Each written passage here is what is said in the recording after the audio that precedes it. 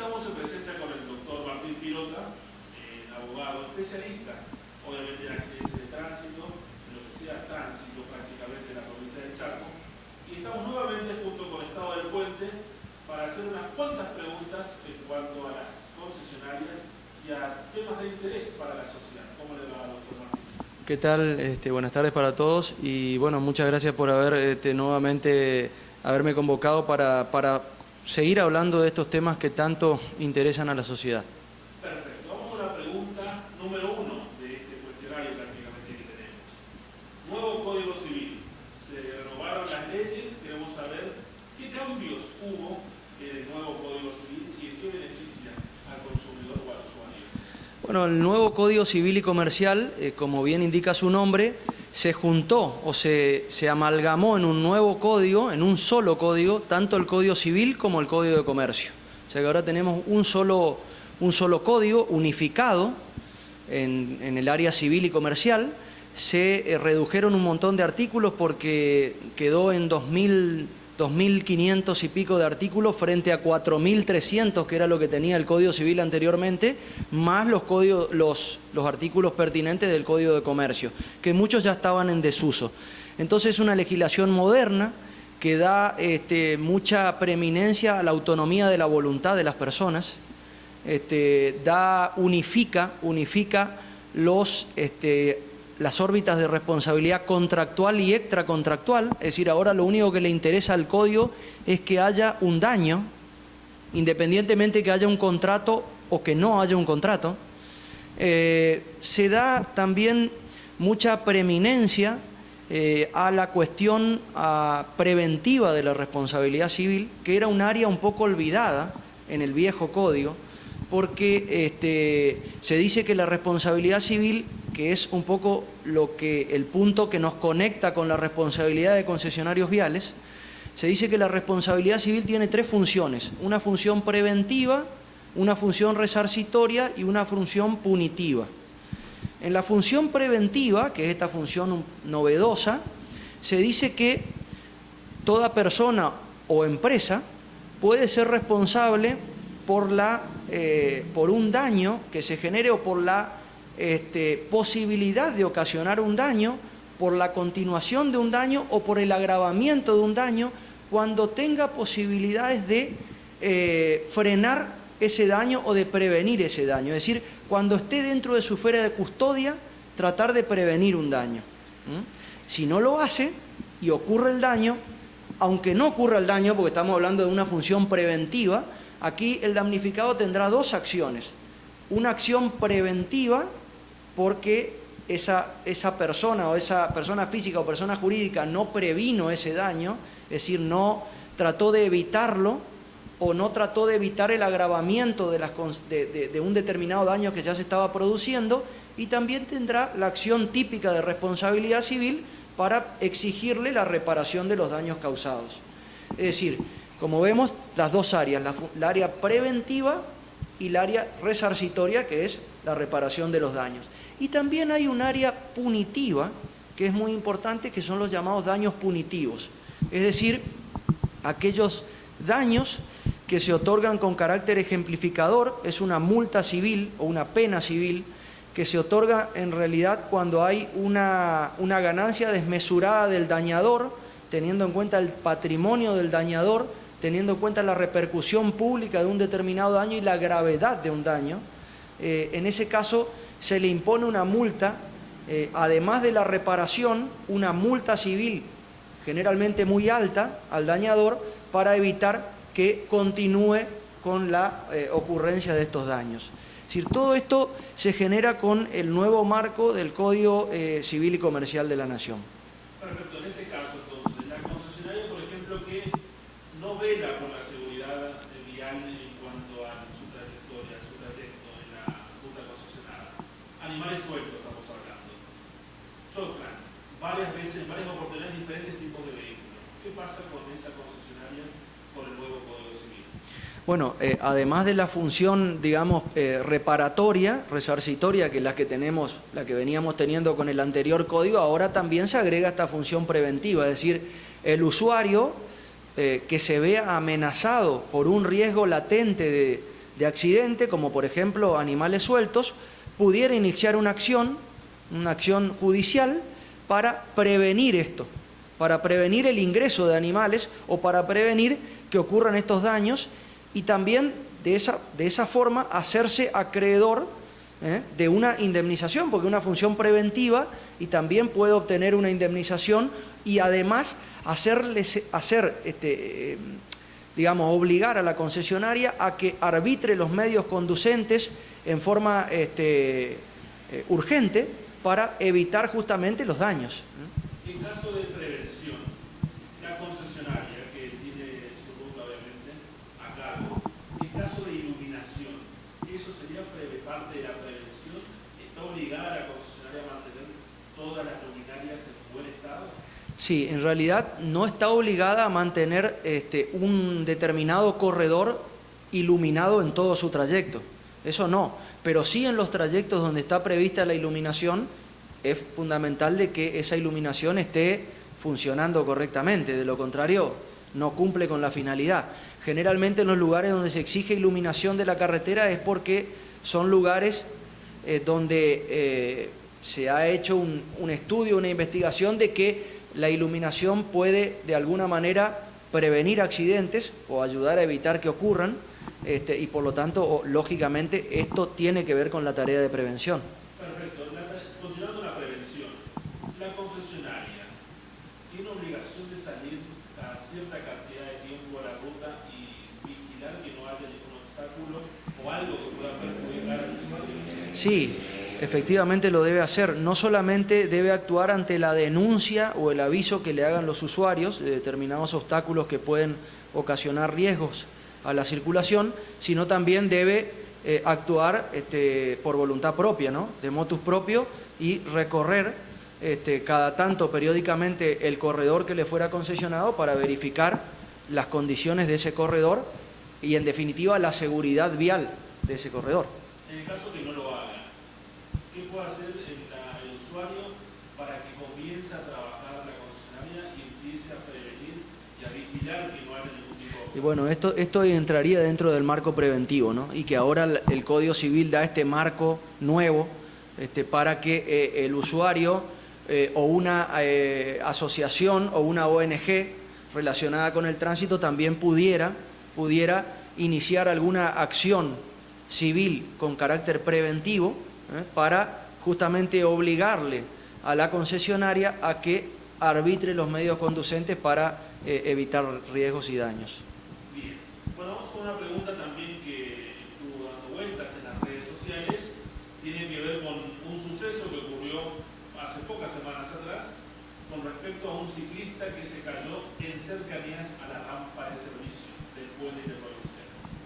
Se creó un debate donde la gente, al parecer, piensa que las bicicletas y las motocicletas están prohibidas en el trayecto del puente interprovincial. ¿Esto es así según la ley de tránsito? No es así porque en realidad las bicicletas y las motocicletas únicamente están prohibidas de circular por autopistas y por semiautopistas.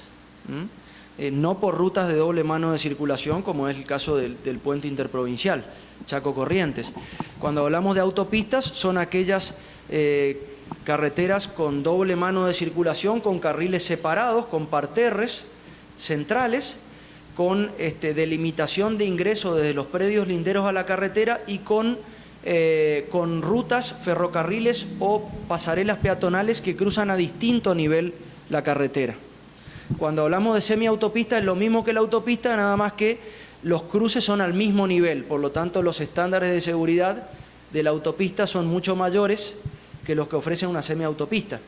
Pero, repetimos, no está prohibida la circulación de ciclistas y de motociclistas, razón por la cual en ese caso que me refiere, si el ciclista tuvo un accidente en la rampa, habría que ver realmente si el concesionario avisó a ese usuario sobre la presencia de la rampa o si de alguna manera estaba señalizada la presencia de la rampa. De lo contrario, lógicamente podría haber responsabilidad del concesionario. En el caso que la concesionaria esté cumplimentando la parte de señalizar el lugar de la rampa, pero no había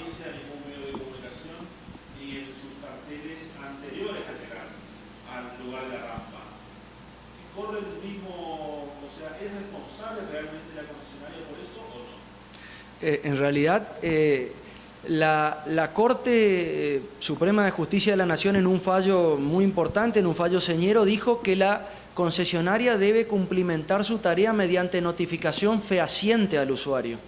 Notificación fehaciente significa no solamente avisarle en la casilla de peaje de que hay un inconveniente, un obstáculo o alguna tarea de reparación o de mantenimiento en la carretera, en la propia casilla cuando va a pagar el peaje, sino también señalizar el obstáculo, señalizar la zona de obras para que de alguna forma el usuario vaya previendo cuál es la conducta que va a asumir, ¿no? para evitar un riesgo mayor. Ocurre el mismo caso, por ejemplo, cuando el tema del aviso, cuando hay un accidente de tránsito en el puente provincial, la concesionaria avisa en la estación de peaje que hay un accidente de tránsito. Pero como sabemos todos, el puente comienza también del lado de Corrientes y ellos desconocen qué está pasando. Y lamentablemente parecen serias demoras a la hora de cruzar a la otra provincia. En ese caso, ¿qué puede hacer el usuario? Porque aparte de estar indignado y perder su tiempo, que también es válido, obviamente que pueda perder su tiempo, porque no le corresponde que tarde tanto en transitar por una vía como esta, ¿qué puede hacer el usuario cuando mantiene estas serias demoras casi todos los fines de semana por la cuestión de la rampa o por algún tipo de accidente? Claro, en realidad creo que lo que me está refiriendo es en el caso, por ejemplo, de los vehículos que vienen de Corrientes hacia Chaco, ¿no? Es decir, claro, lo que pasa es que ahí la concesionaria lo que aduce es que la ruta concesionada termina donde termina el puente y donde empieza la ciudad de Corrientes, es decir, donde empieza el ejido municipal, razón por la cual allí se va a escudar diciendo de que no tiene por qué informar.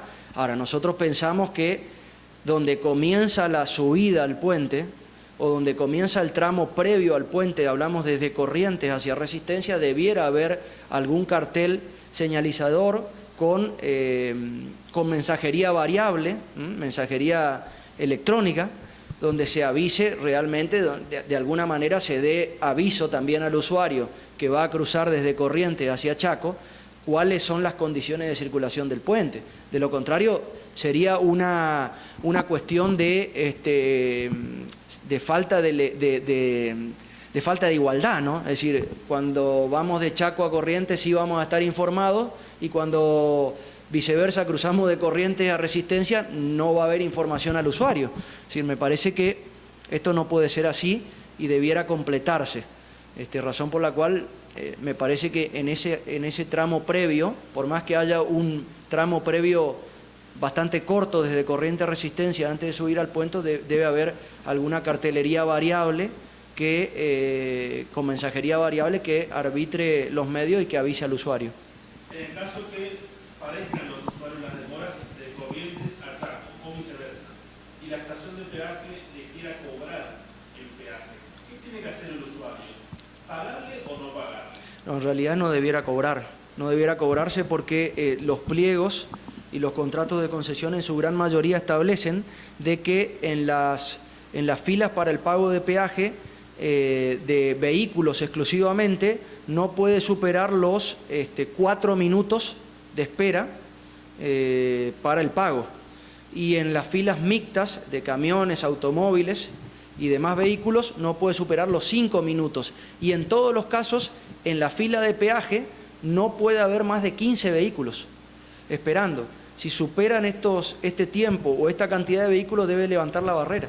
Es una cuestión, digamos, eso es una previsión, está previsto y por lo tanto debe cumplimentarse, razón por la cual en demoras de mucho mayor tiempo y de mayor cantidad de vehículos como las que me está comentando, no debiera pagarse. En realidad el usuario debiera negarse o de lo contrario dejar algún tipo de queja en el libro de registro de usuarios que debe llevar el concesionario y que debe estar visado por el órgano de control de concesiones viales.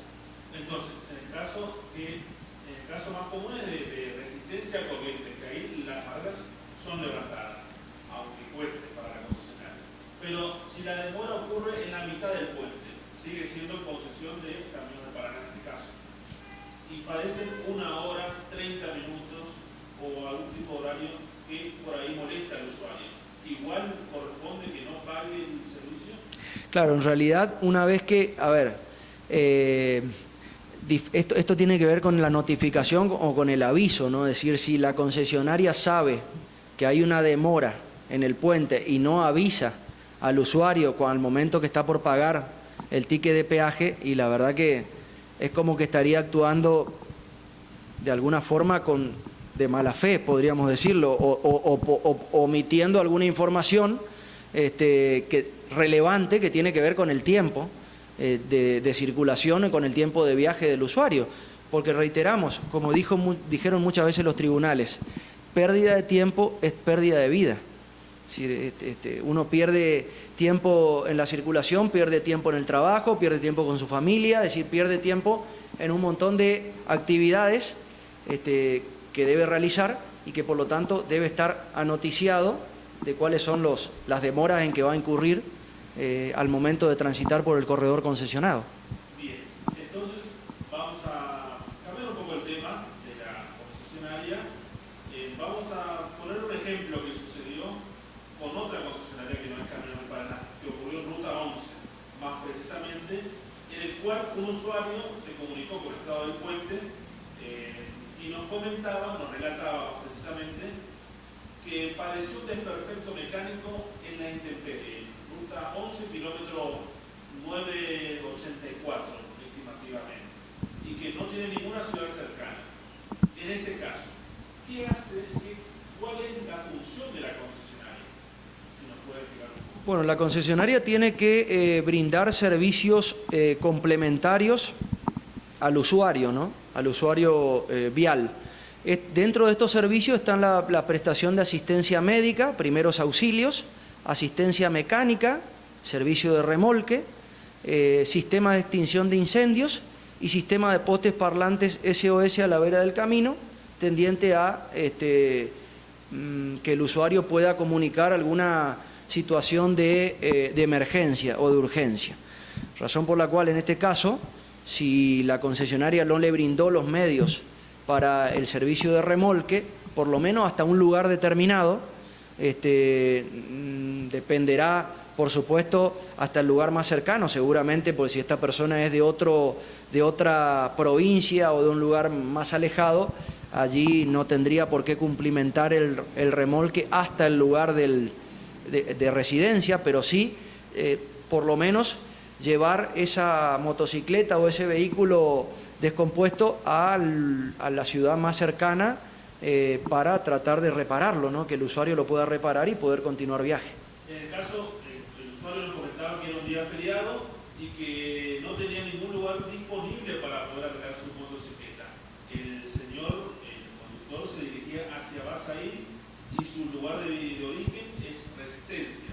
En ese caso, la concesionaria tomó la opción de dejarlo en una estación de servicio, donde no se prestan los servicios para que pueda solucionar su inconveniente mecánico. En ese caso, me corresponde sin ningún tipo de respuesta y tratar de corregir eso. Sí, es una cuestión difícil, pero a ver, la obligación me parece que no, ahí sí que ya no podemos torcer mucho la cuestión.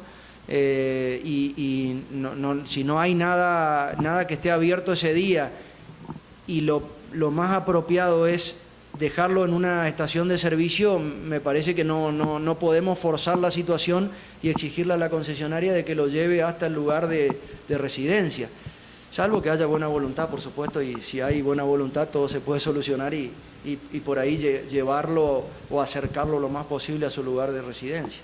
Perfecto. Otro de los casos que nos comentaba la gente era con respecto al maltrato por parte de los operadores. Tenemos que recordar que hubo un evento en Buenos Aires, por ejemplo, en el cual una persona discapacitada fue agredida por uno de los operadores de la estación de peaje porque era discapacitada justamente por un acto discriminatorio, el cual no quería que pague completo, porque obviamente los discapacitados tienen libre tránsito por las concesionarias. En ese caso, que el usuario sea maltratado, le falta el respeto o se sienta intimidado por la concesionaria o Bueno, ahí entran a jugar las previsiones de la Ley de Defensa del Consumidor y del Usuario, donde prevé el trato digno y equitativo que debe darse al usuario y al consumidor por parte de los prestadores de servicios públicos, dentro de los cuales está la concesionaria de peaje, razón por la cual allí pudiera acudir primariamente ante la Oficina de Defensa del Consumidor para denunciar este trato indigno o descortés que se le dio. Y además, por supuesto, también podría iniciar una acción judicial tendiente a reparar los daños y perjuicios ocasionados por ese trato indigno, que en ese caso seguramente será un daño moral, ¿no? Es decir, una afección legítima que le causó a los sentimientos, al honor, de verse, digamos, vapuleado o no reconocido en su derecho legítimo que tenía de transitar sin abonar el peaje, debido a que tiene la posibilidad de hacerlo en virtud de ser discapacitado. Perfecto. Y el caso que una gente que no sea discapacitado, pero sí sea un usuario común y sea maltratado o exigido, lo que generalmente pasa en Puente, interprovincia aquí en nuestra área, es que por no tener cambio le exigen y le apuren al consumidor para que pague con cambio, y si no tiene, que pague como puede, pero siempre a favor de la concesionaria. Eso también sería algo que no es correcto. No, por supuesto que no. En realidad eso también forma parte del trato digno, ¿no? Trato digno y equitativo, es decir, no solamente porque una persona sea discapacitada, sino todos necesitamos y requerimos este trato digno y equitativo. Razón por la cual el tema de pagar con cambio no es una obligación para el usuario. En todo caso, la obligación es del concesionario a estar provisto de cambio para poder dárselo al usuario y no al revés. Ahora, si el usuario quiere colaborar con el concesionario en la provisión de cambio y lo tiene consigo, por supuesto, bienvenido sea, pero no se puede obligar a que pague con cambio.